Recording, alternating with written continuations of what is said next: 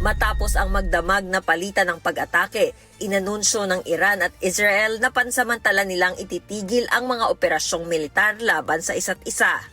Ito ay kasunod ng panawagan ni US President Donald Trump sa magkabilang panig na agad na itigil ang mga pag-atake.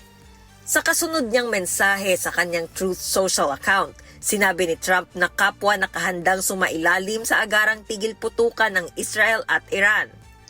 Ayon pa kay Trump, patuloy ang mga negosasyon para sa kapayapaan at umaasa siyang mabilis na maaabot ang isang pangmatagalang kasunduan.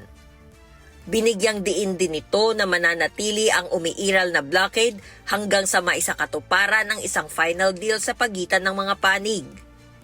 Nagkausap din sa telepono sina Trump at Israeli Prime Minister Benjamin Netanyahu kaugnay ng sitwasyon. Ayon sa mga ulat, hiniling ni Trump na iwasan ang mga pag-atake na maaaring magdulot ng mas malawak na digmaan sa rehiyon. Kalaunan, kinumpirma ng isang Israeli official na pumayag ang Israel na itigil muna ang mga pag-atake sa Iran bilang pagtugon sa kahilingan ng Pangulo ng Estados Unidos. Sa isang televised address, sinabi ni Netanyahu na titigil na ang Israel sa pag-atake dahil tumigil na rin ang Iran sa paglulunsad ng mga missile.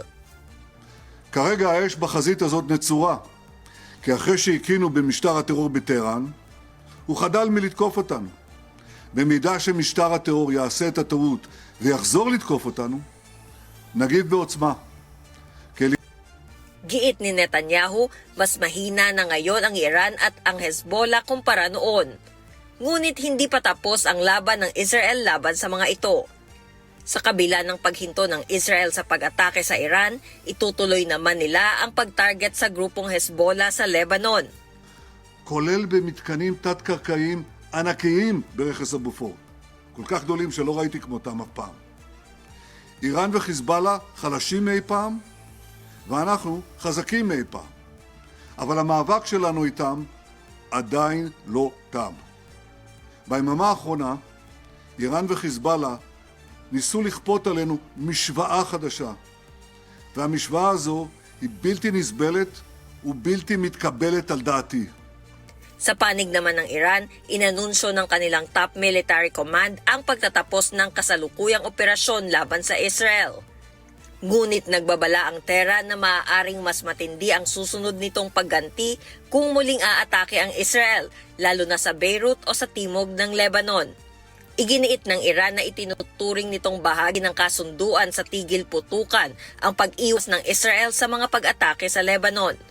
Ang anunsyo ng dalawang bansa ng pagtigil sa pag-atake ay nagdulot ng ginhawa sa rehiyon. Muling binuksan ang mga paliparan sa Iran at ibang bahagi ng gitnang silangan matapos ang mga pagkakansela ng flights dahil sa mga pag-atake.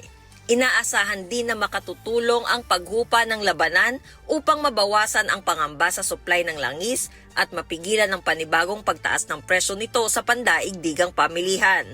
Jihan Tamasunas, humahataw sa balita ngayon.